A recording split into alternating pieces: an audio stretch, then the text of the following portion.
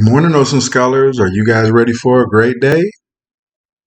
Can I get a hoop, hoop, hoop? Outstanding. Today we are going to start a new chapter. We are going to talk about the sun, earth, and moon relationships. Okay, the patterns that form as a result of them being in existence. Our learning objectives will be: students will know that the earth, sun, and moon have physical characteristics. Students will understand that the earth, sun, and moon share physical characteristics.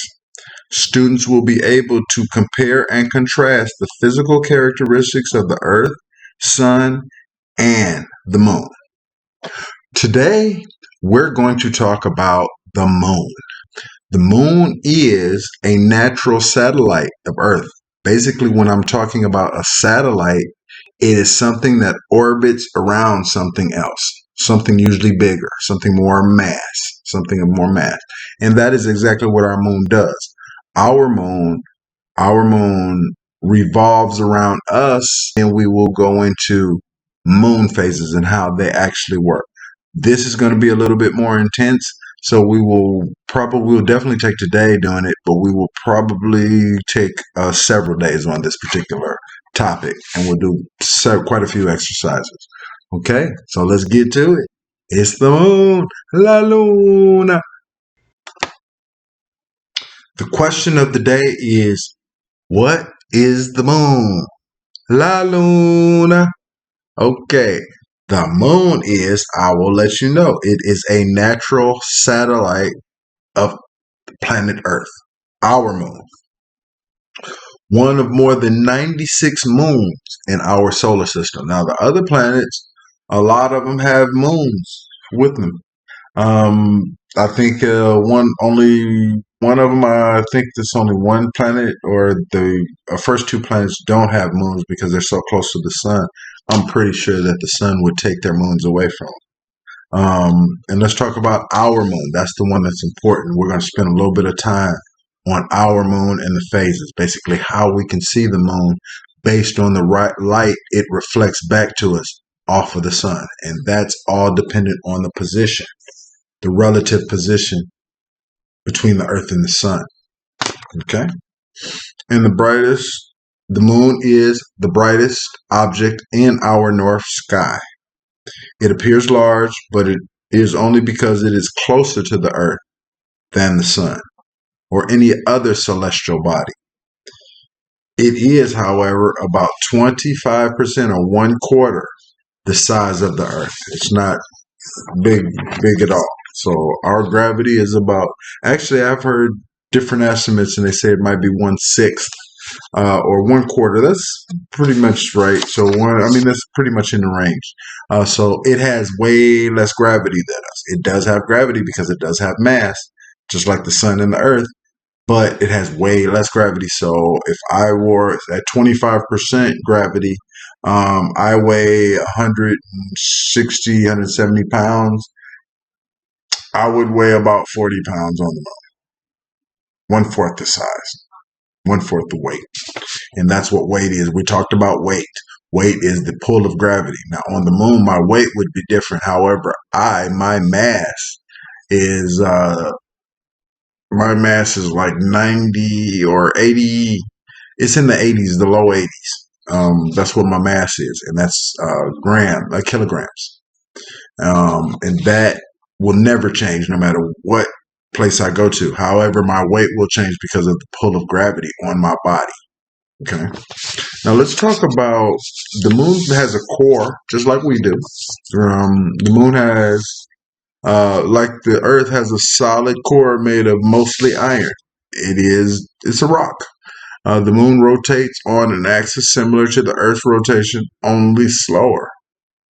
We turn every 24 hours, a full rotation, a full day cycle, but they go way slower than us. And the moon's surface has almost no atmosphere, no liquid water, and they have extreme temperatures. In the daytime, it is very, very hot because it's getting the sun's rays directly no atmosphere to block some of it. Like our atmosphere blocks a little bit of the sun's rays, or else we would burn up. We would get sunburned really bad. And in the nighttime, it's very cold because there is, like I said, no atmosphere to maintain a little bit of that heat. It may have no weather, so the surface stays pretty much the same. They don't have wind to blow dust around and whatnot. They don't have those types of things that we have here on Earth. They do have landforms, though, and a lot of those were caused by craters. The moon has mountains and valleys like the Earth has. No weathering occurs because there is no moving water or wind nor ice. This means that the landforms don't change like the Earth landforms do. Like the sea will erode a beach. We'll talk about that a little bit later. That's a later chapter. However, the moon has landforms, but most of it was shaped by getting hit by meteors. And we already talked about, since it has no atmosphere actually protects our planet from some of the meteor strikes, because those meteors will burn up before it ever hits the Earth. On the moon, that's not the case. So that's why those meteors have shaped a lot of the landscape of the Earth. The surface of the moon has rock and dirt. It also has impact craters like this one. Earth has a few of these, but over time, they weather away. They become lakes and stuff like that. They get filled with water. But the moon's, it just sits there. It's just a big old dent because it has no water or nothing to fill it up. Okay, let's talk about the movements of the moon. And this we're going to really study in detail.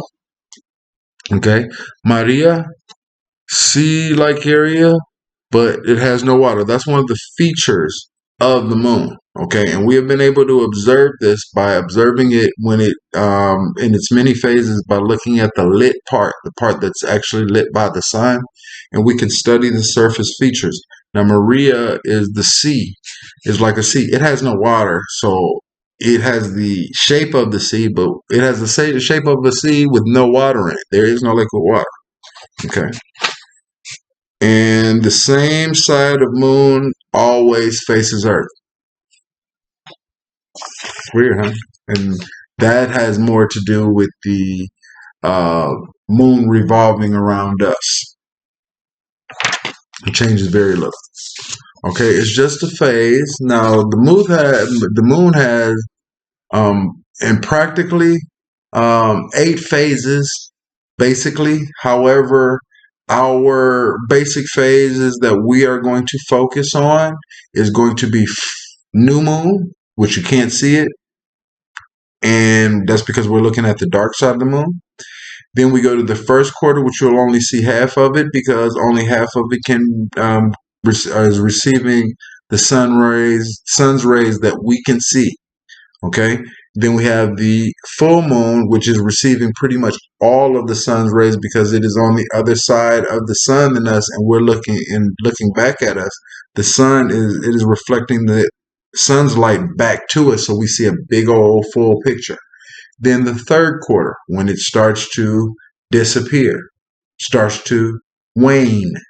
Okay, now from new moon all the way to full moon, it waxes. Waxes means that the light spot is growing.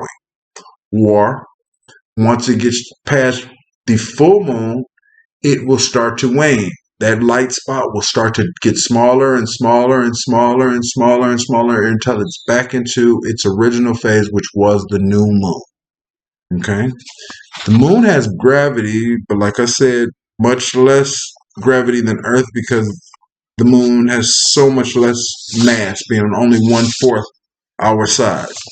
In this last picture here, this is the Earth. We have actually, the first picture I'm showing is the moon as seen from Earth. And the second one is the Earth seen from the moon. We've been to the moon. And that was a giant leap for mankind. All right. So we'll talk about this a little bit more. We're going to really study the moon phases with exercises. Probably won't be too many videos about this, but we're really going to intentionally study the moon. So